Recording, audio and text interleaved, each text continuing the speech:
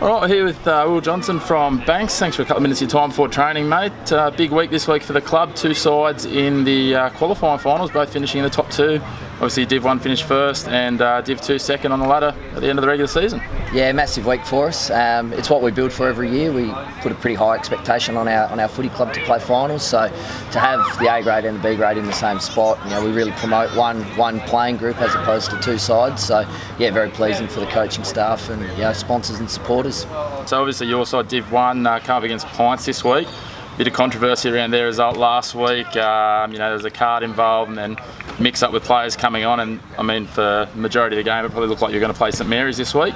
Yeah, it did. A real mess late in the game, but they had the right numbers on the oval and really a very worthy second spot finisher anyway. They played one less game during the year but only lost a couple of games. Yeah, definitely, mate. So obviously you've played Pints twice this year, 1-1. They got you early in the year, but in the most recent encounter about 3 or 4 weeks ago, you got the job done by a couple of goals. Yeah, we did. The first game of the year is not much to go by. The sides have changed, for both sides have changed so much. But yeah, 3 weeks ago it was a really close game out at Marrara.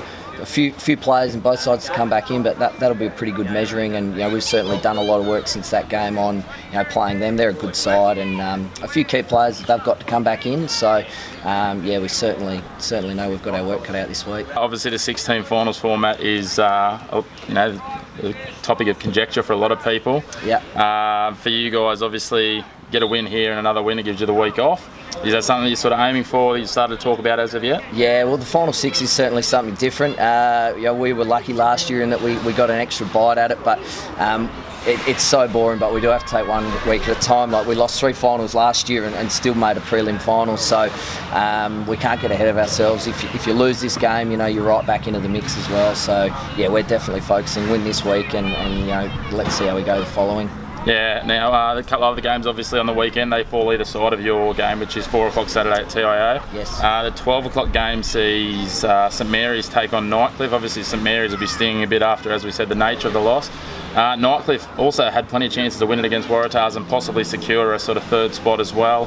However, they've ended up finding themselves in 6th. As you said, not much separates those 4 sides. Yeah, absolutely, and you can see with the depths of both of their Premier League sides, so it does filter through to the Div 1, and finally Saints have come back into the mix in Div 1 where they've missed the finals for a few years. Nightcliff very unlucky against Waratahs late. A couple of skill errors probably cost them that third spot. So, that's another flip of the coin, that game, I reckon. Yeah, I certainly don't think there'll be much in it. Again, as it quite often comes down to in these games, the side that can make the most of their opportunities inside 50 and on goal will probably take that one out, I think. Absolutely, yeah. The other game, 8 o'clock at night, a little bit cooler for them. Districts come up against Waratahs. Yep. They play in both grades, Div 1 and Div 2 this week, which could be interesting for them.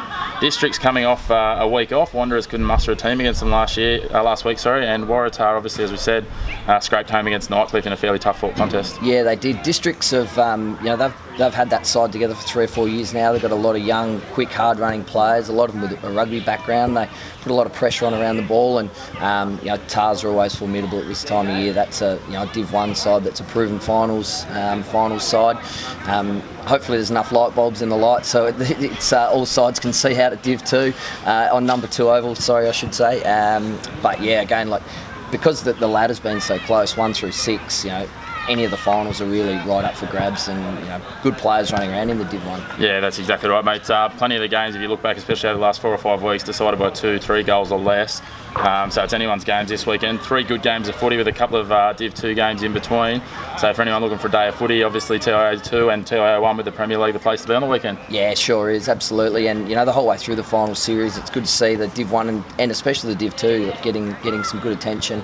It's not the standard of the Premier League, but it's certainly right up there. And for a neutral, it's like you said, a good weekend of footy. Yeah, good luck for the weekend. Hopefully we can catch up with one of you boys again closer to the big dance. Yeah, absolutely. Thanks, Chris. Cheers.